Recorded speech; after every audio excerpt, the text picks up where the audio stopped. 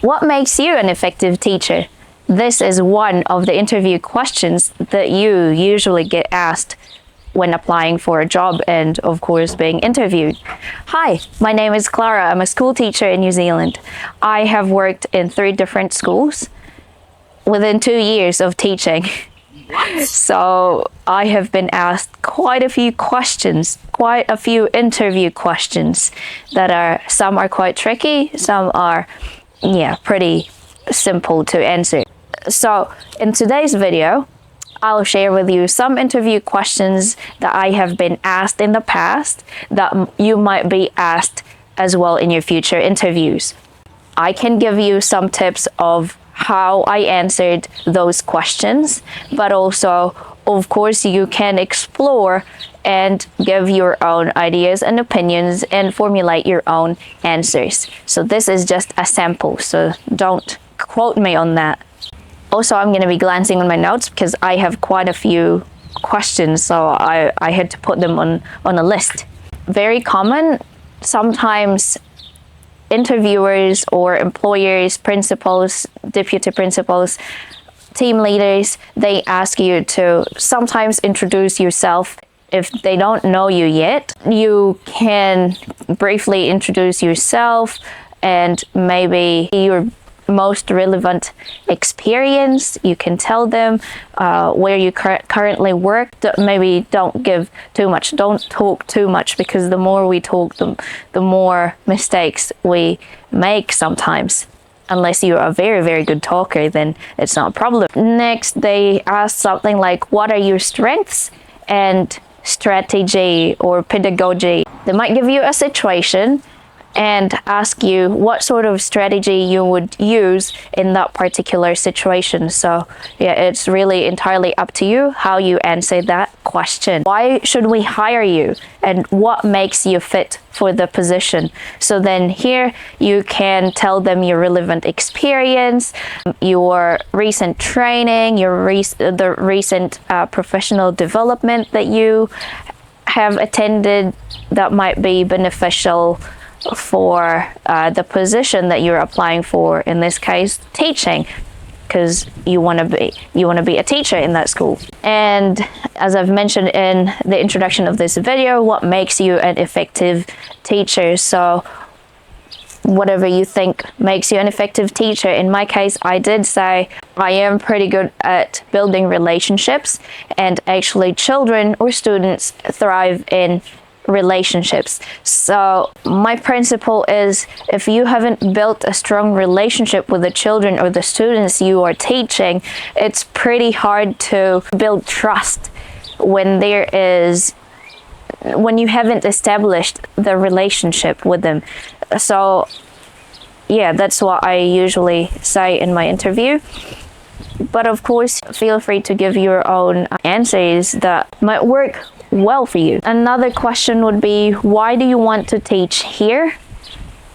And extracurricular activities, what can you offer? So why do you want to teach at that particular school that you applied for? It could be that their values align with yours, or you've heard from people or other teachers who have been there that they have a good reputation, they're good at community building, or they're good at promoting the well-being of their students and staff.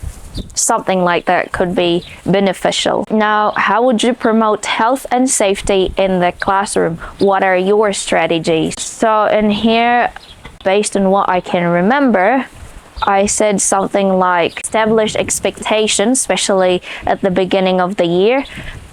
Have what we call class treaty, just make expectations clear, rules and regulations, especially like keeping your hands and feet to yourself and respecting other people's privacy or boundary, things like that. Now, there's also what we call culturally responsive teaching, and so there are schools that are culturally responsive, and this is very, very important in New Zealand because we are a multicultural country. So there's a lot of different cultures, different ethnicities who come to New Zealand, and so you need to make sure that everyone is catered for, everyone everyone feels like they belong and they have a space in your classroom. You might be asked, we are a culturally responsive school. What does it look like to you and what does it mean to you? I can discuss this whole culturally responsive thing with you maybe in another video, because there is a whole lot of document about being culturally responsive and what it looks like in the classroom.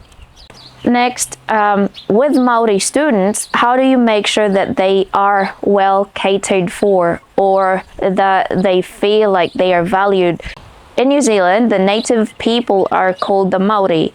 In schools, we promote the Maori culture, Maori language, which we call te reo Maori. These days, we do quite a lot of things to do with Maori or te ao Maori, or to do with Maori culture. It could be singing waiata. That waiata means like a song in Maori, or kapahaka. Like if you are familiar with the All Blacks, they do a haka. You can use Maori language in your instructions too if you know some of te reo Maori.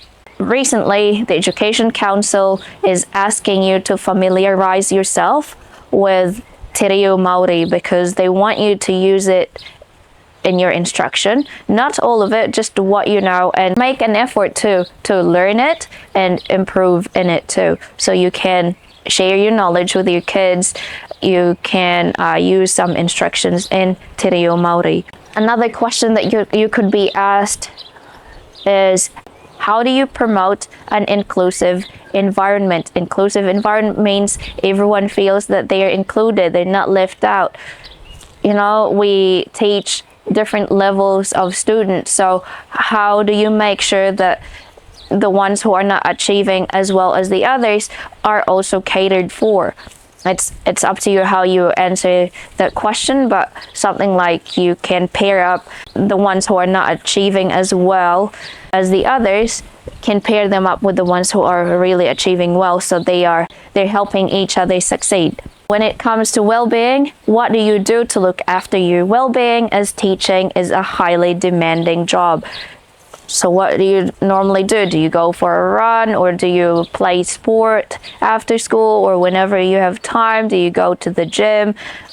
Do you, I don't know, whatever you do to relax, because our well-being is really, really important to be able to look after other people and teach our students. Now, teaching as inquiry.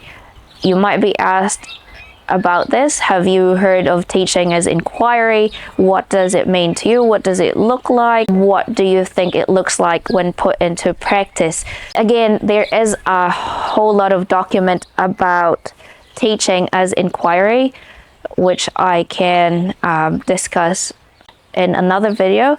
In one of my interviews in the past, I was given a situation and what to do about it, and what actions I would take if I was in that situation. And the situation was, imagine you have a tricky student who, for example, gets violent. What do you do in that situation? The way I answered this question was, I would follow the behavior policy of the school. If it means that I had to send the kid or the child to the principal's office, or send student to the office or to the principal's office, so then the principal or whoever deals with behavioral related things at school can come and get the child. I think that's pretty much it. If you have any questions or clarifications, feel free to pop it in the comment section. If you learned something from this video today,